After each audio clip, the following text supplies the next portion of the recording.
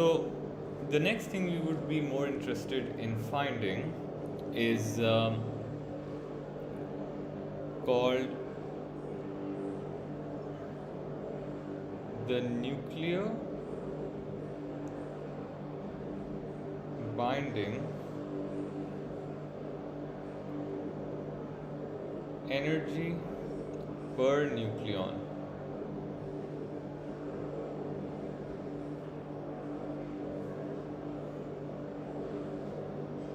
Okay, so the nuclear binding energy per nucleon is like defined as the amount of energy released when an atom is formed through its constant ratio of the total number of nucleons present inside the atom, like that. Okay, so the symbol that we use usually for this is B E small p and capital N, like that, or sometimes like the full form NBEPN, nuclear binding energy per nucleon. Okay, now what we did was, in the last class we learned that we found the binding energy of both the helium and carbon, like that. So if I want to find the nuclear binding energy of both of them, so what I'm going to do is I'm going to simply, let's write EG binding energy per nucleon of helium 4. Helium 4 means that it has 4 nucleons, which means that it's going to be 28.3, that's what we found, divided by 4, so that's going to be 7.08 mega electron volts per nucleon, basically. And then if I want to find the binding energy per nucleon of carbon 12, so the carbon 12 had 92.3 MeV divided by 12 nucleons, so it is 7.70 MeV. Okay,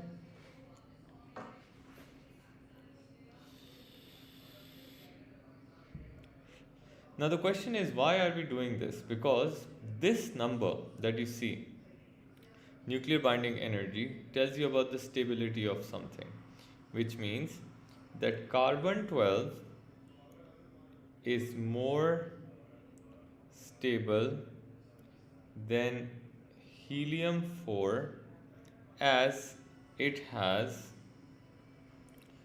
a greater binding energy per nucleon.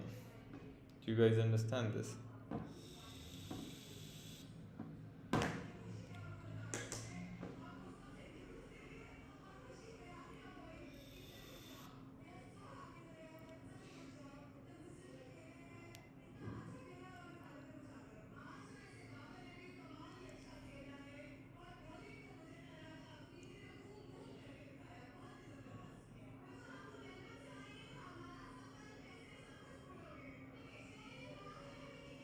Okay,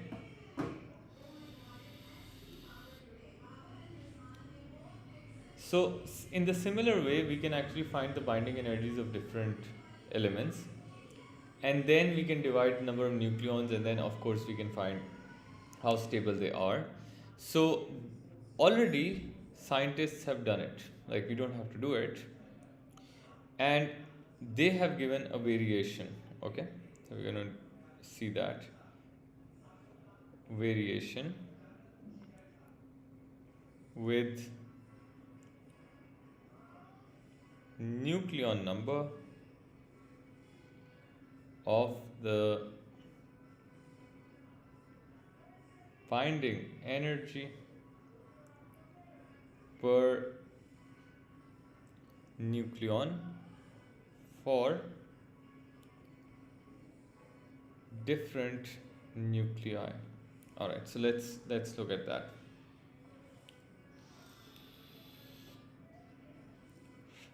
So what scientists have done is that they have basically plotted a graph for all these, like we have binding energy per nucleon on one side, of course in MeV, and then on the other side we have atomic mass number.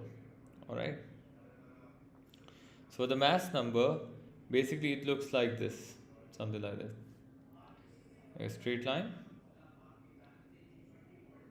then there are a couple of jumps,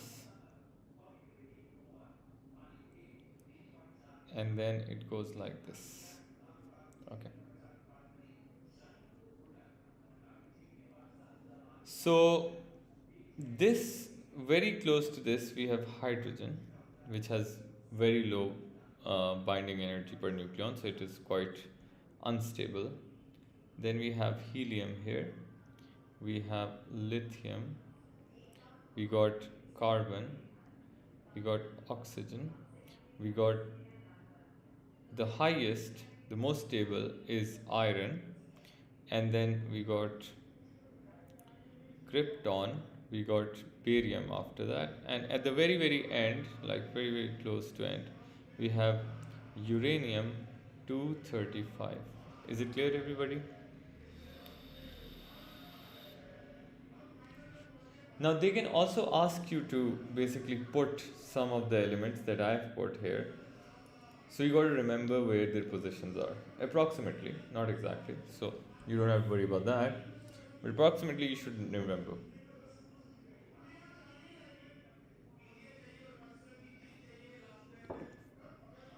All right.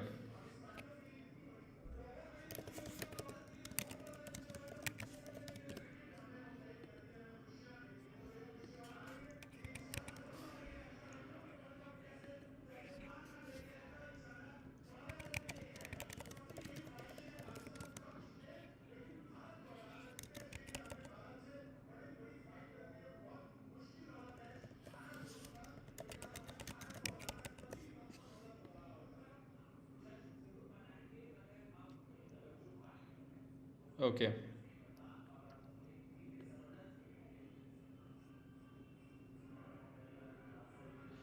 Is that clear, everybody? Any questions? Please let me know.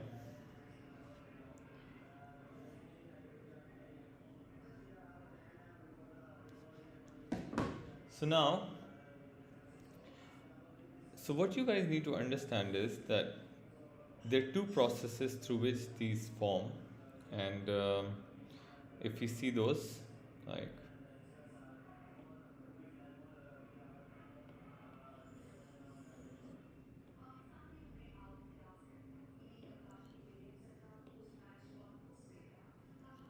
so I just want to tell you, I'm just erasing this, doesn't really matter. So everyone wants to, like, every element wants to reach the stability of iron. So what they do is that if they basically combine, because their masses are so small, from this end towards this, basically they have to go through fusion, like small unstable nuclei combine to make like one big stable, more stable nucleus. And for fission, they go from this side to this, where they break into more stable nuclei. So basically that's how fission fusion basically follow through.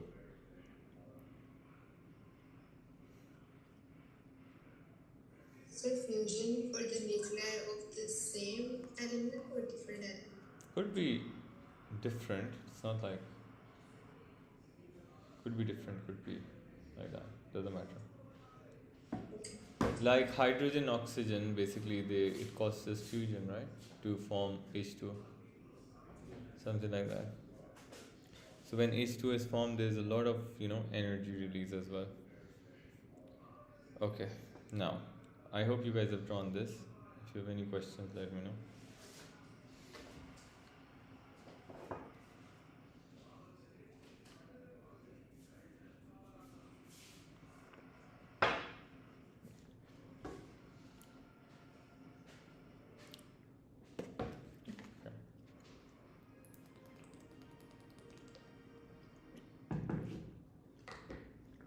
All right.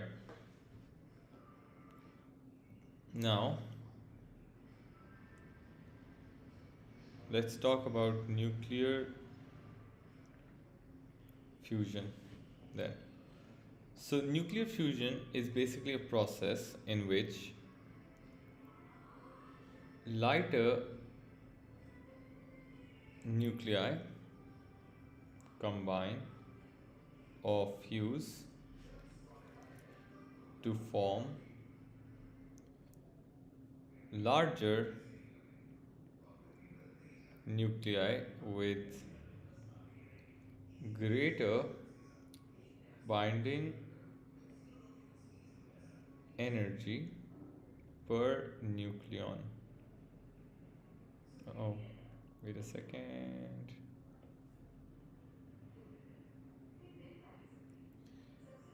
And this process is called nuclear fusion. Okay. To enable this, it requires basically very high temperature and pressure. So usually it happens at the core of the sun, right? So that's why. Okay. So, like for example, what really happens is that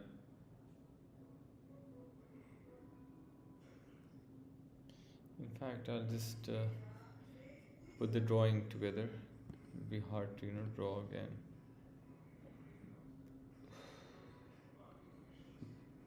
Nope.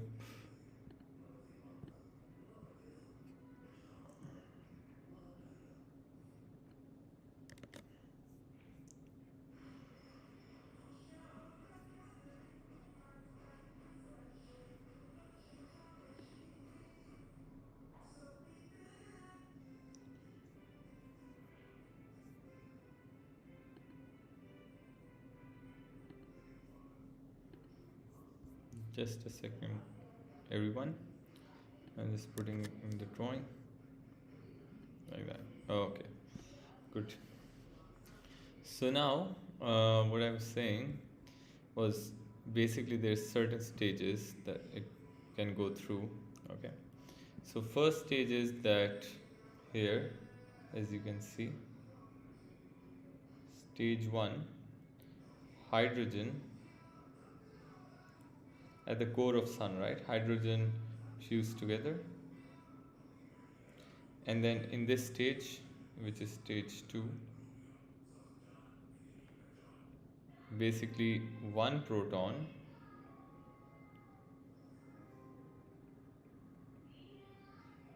changes to a neutron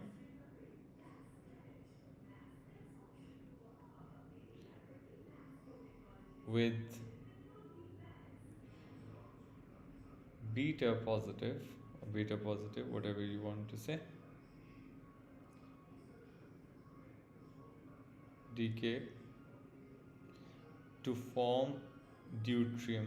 Deuterium is basically an isotope of hydrogen. Okay.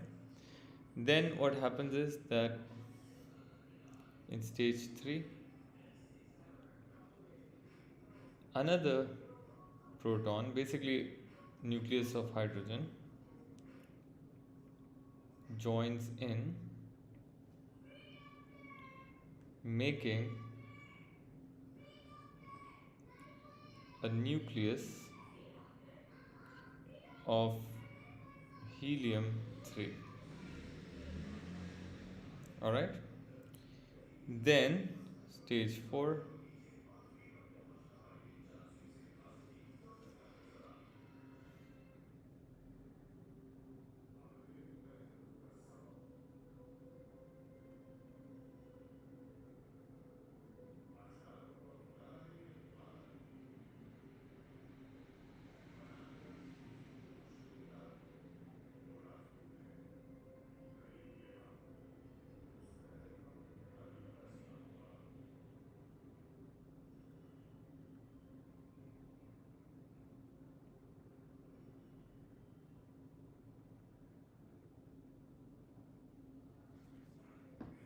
And then stage 4 is when helium 3, which is basically this isotope, helium's isotope combines with another helium 3. Right. So stage 5 is basically when two protons break off, leaving helium 4 nucleus, and that's when the process complete. So generally in the fusion which is happening in the sun, the main process is that the hydrogen is basically fusing into helium.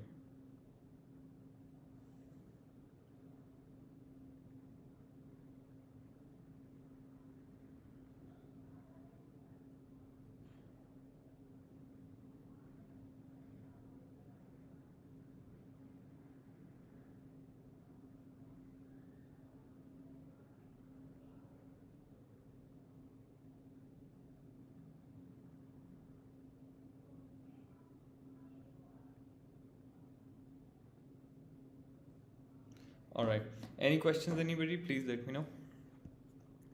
Abdul Moiz, are you getting something? Nadia, Rafik? Is there one question?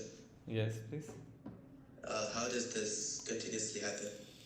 Like, don't Hmm. the particles run out or something? If they run out, right, then of course the sun is gonna die. It's true. But unless there is hydrogen available, it will continue to do so, right? Because Yeah. even particles, like all humans, they want stability. Do you understand my point? Which means that if I show you this graph again,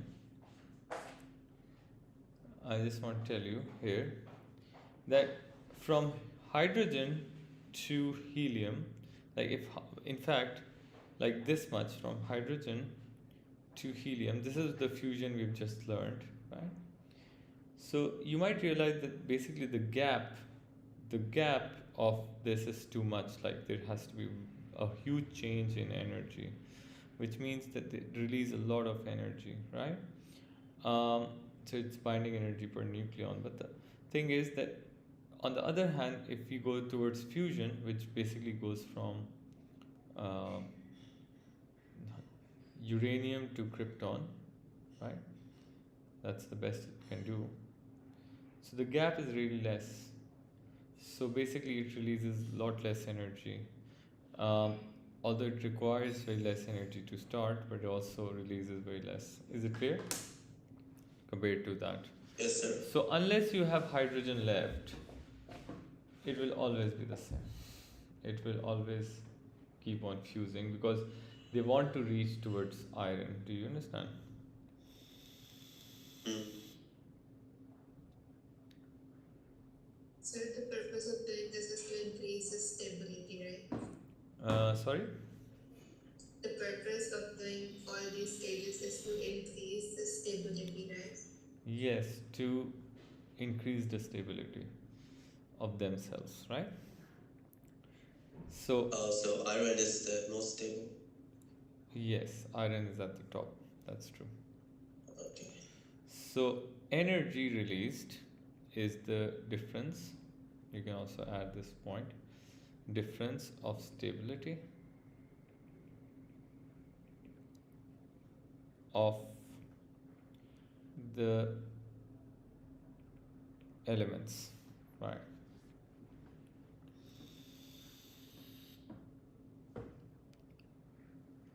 Just like that.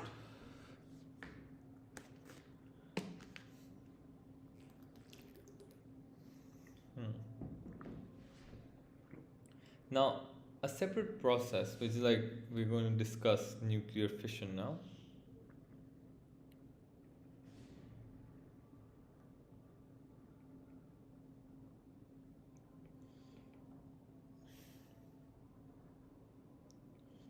So, in nuclear fission, what we experience is this is basically the splitting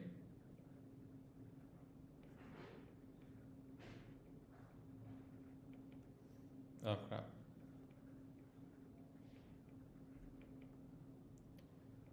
Of a heavy nucleus into two lighter nuclei of approximately the same mass. And it's not like when the two lighter nuclei form, they might still be, unstable, and they can go undergo another process later on. But for this process that we're going to learn, we've learned this in O levels as well. When uranium 235 was basically given a slow moving neutron, it would become even, more unstable, and then it would split.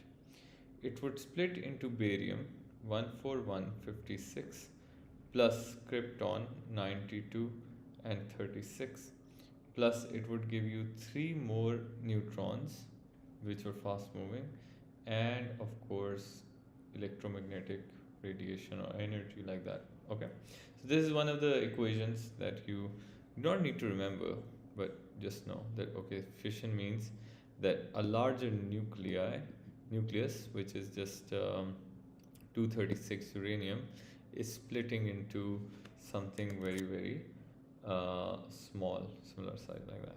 Okay, now if you see that every time one of those nuclei splits, they further release three neutrons. So one neutron is required to initiate, and then it releases three more. So basically, if there is ample quantity of uranium available, then what you can expect is that it would cause a chain reaction. Chain reaction basically means that it is going to next time do three more reactions, and next time it will go nine more reactions, and then 27 more. So like that, it will keep on going on like that. I'm going to show you. So is this what happens in one of those nuclear bombs? Yes, exactly. It's basically the chain reaction that builds up, right? So it causes it to be like that. Nuclear bombs generally do not use uranium, right? They use plutonium, which is an enriched form of uranium, but we're not going to learn about that, unfortunately. Okay? Alright. So, for this one, but the whole concept is the same. Like you can see that initially one neutron basically goes into uranium 235, creates uranium 236, and then there is a barium krypton and then three neutrons like that. Then the three of them attaches with another uranium and then makes like three more, three more, three more, and these three can go forever going to keep on reacting, depending on uh, if uranium 235 is still there. Okay, so this is the sort of chain reaction model that keeps on spreading really fast like that. I hope you guys understand this. All right, if you have any questions, please let me know. In 10 minutes, please, you got to rejoin. All right. Okay.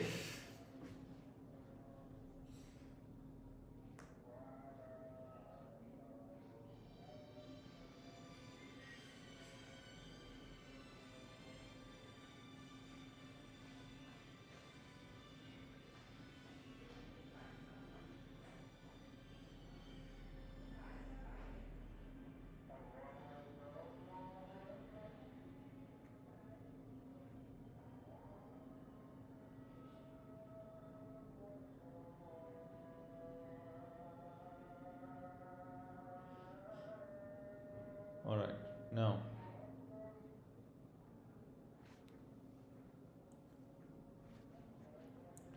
so then let's go to the next thing, which is basically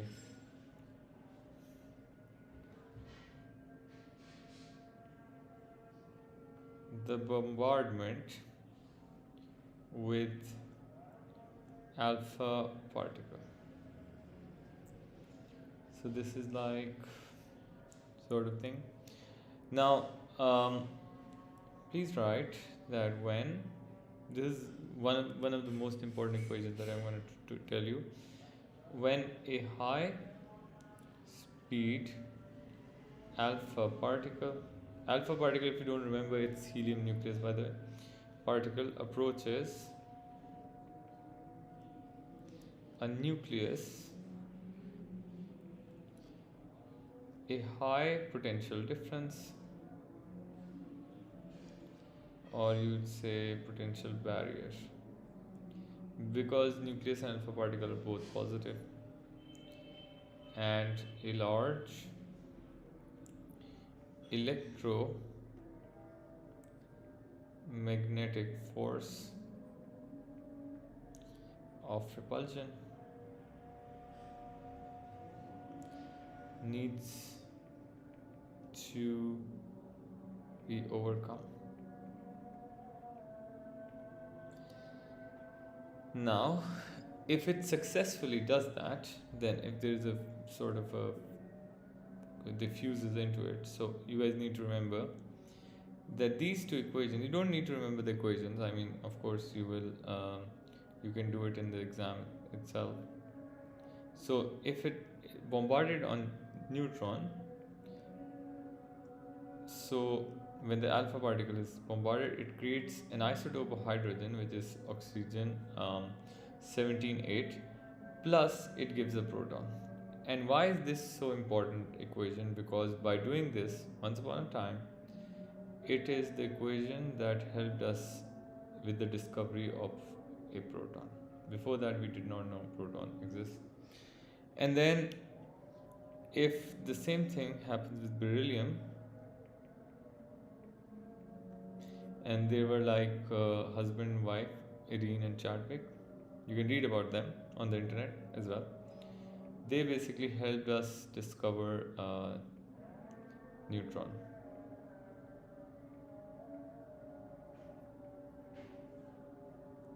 Because before that, it was believed that the nucleus itself is just positive. There's no neutral particle in it. But later on, they did find neutrons as well. So you can write that too.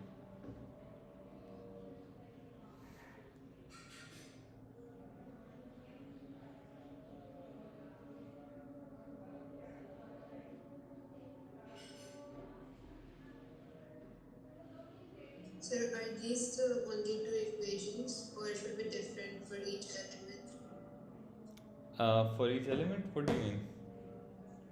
I mean, if in place of nitrogen we have something else. These are fixed equations. They're basically facts. Okay. Yeah, they're not going to change. Yeah, I'm going to show you some of the questions how they look.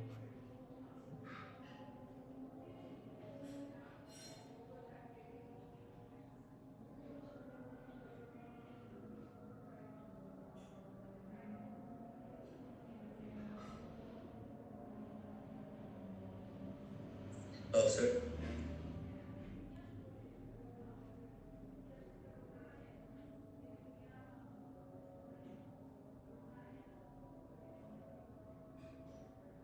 Yeah. Yes. Go on. Oh, do we need a periodic table in the exam for this chapter? No, not at all. Everything will be given within the question. In physics, you don't need periodic table. You don't need to apply any extra chemistry than what I've taught you. Yeah. Now, Yeah, we have the so let's do an example from that. I hope you guys will understand what I mean. So it says when a nitrogen 14(7) is bombarded with an alpha particle,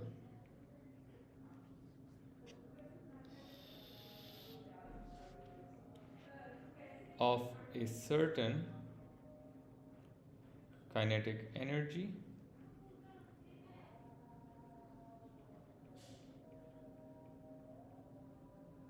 it transforms into oxygen 8 and proton.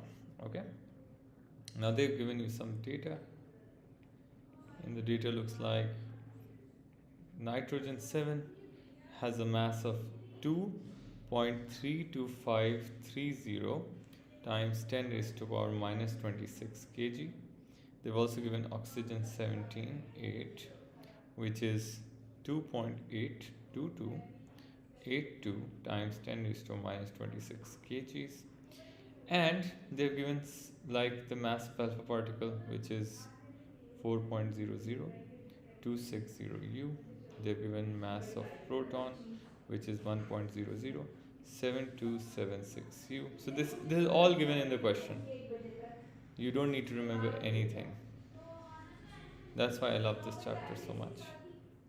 U and mass of electron, which is 0.00055 U, like that. Okay. Now, first of all, they say write an equation to represent this nuclear reaction. I'll tell you how to solve this. This is pretty easy. And in part B, they say what is the minimum energy to make this reaction.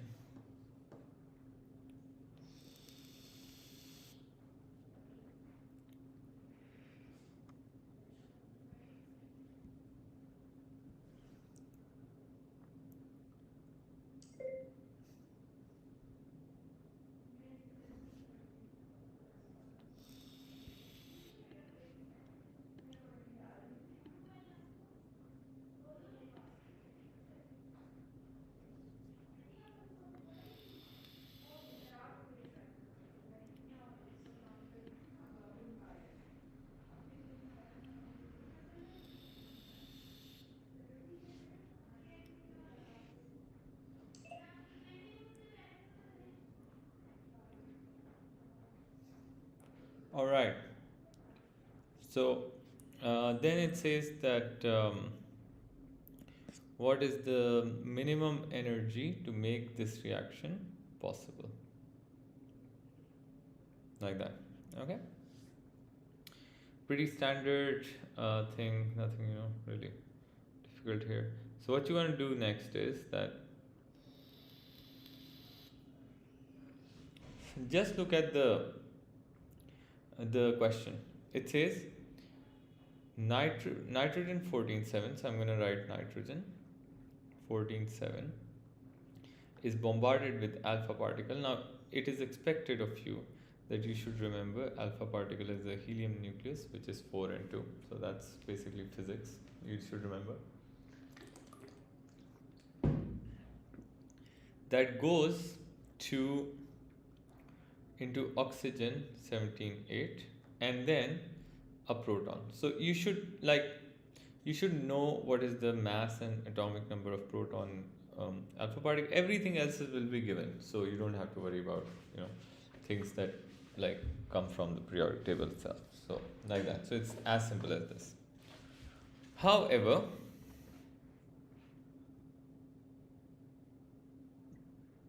now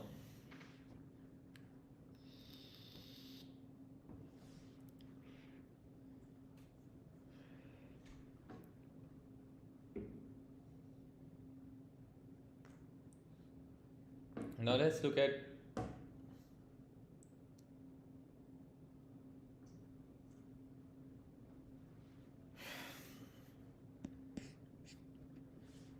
this. Okay, so what we need to understand is that the mass and energy must be equal, since in nuclear reaction, any nuclear reaction by the way, mass energy is conserved because this is the law. like that, which basically means that whatever is on the left hand side should be equivalent to whatever is on the right hand side, including the energy. All right. Now, so first of all, what we're going to do is we're going to find the total mass on, suppose, the right hand side. The right hand side comprises of oxygen 17.8 and a proton. So it's going to be 18.0066983 U.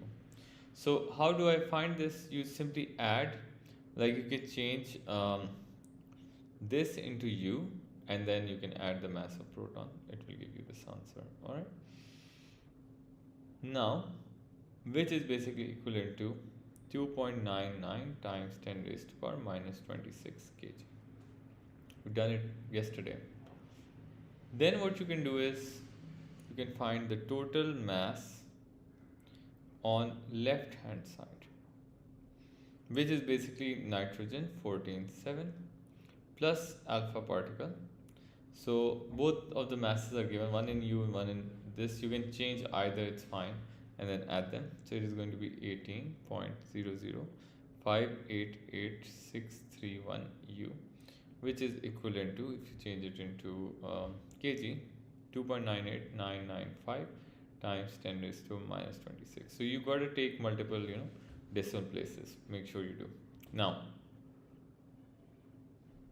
if you look at it, there is a difference in mass from where they are formed, like the initial particles and the particles that were formed after. And clearly, the mass has increased. Like you see, on the left hand side there is less mass, on the right hand side there is greater mass.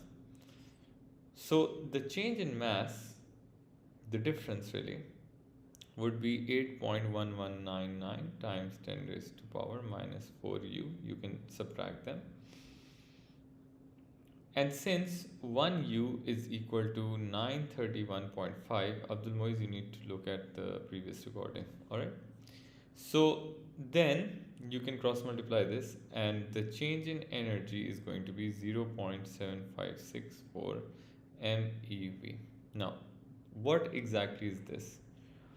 This is basically, how did this mass increase? Because we need to understand that this is the minimum kinetic energy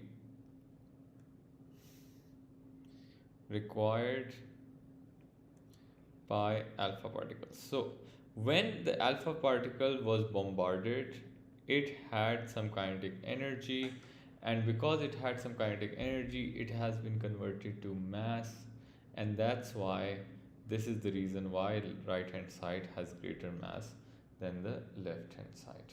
Is it clear? Any questions?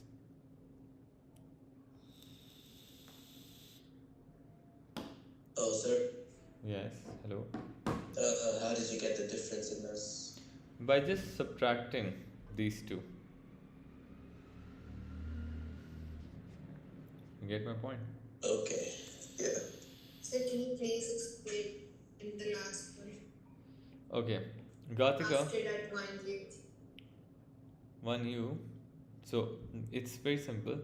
If 1U is equivalent to 931.5 MeV, we did yesterday, right?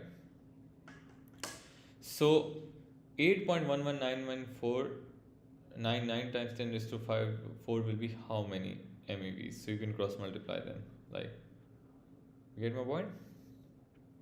Like, if 1U is equal to 931.5 MeV, then 8.1199 times 10 raised to minus 4 is equal to x. You cross multiply. So can you do that? I gave you this formula as well, right? So it will come out to be something like this. Okay? Okay. Yeah. And so the blue part also. Gatika, if you look at it, the explanation that the particle Alpha particle had kinetic energy. That is how it was bombarded, right? Okay. Now, my question is, how come if it had kinetic energy and the mass of both of them was basically 18.00666983, all right? Sorry, 18.00588631. How come the mass of the constituents, basically the particles which made up oxygen proton, have less mass than the products? Do you understand what I'm saying? So the reactants have less mass than the products. How is it possible? Because the alpha particle's kinetic energy has converted into mass. That's what Einstein told you. E is equal to mc square, right? Is it clear? So, if you basically speed something up, like very close to the relativistic speed, which is the speed of light, the mass can convert to energy, and if something is slowed down, all right, so then energy can convert back to mass. Do you get my point? Okay. Yes. Yeah. So this change in mass was basically uh, equivalent to the kinetic energy that was initially there. You can't just lose that, it has to be conserved. Okay, that's what I'm saying. So how exactly did you get 18.00666983? I added, na? I converted oxygen's mass into U and added with proton's mass here. So, like that. Okay. Okay, is it clear? Any other question? No. Okay, so I'll see you people next time then, next week. Bye.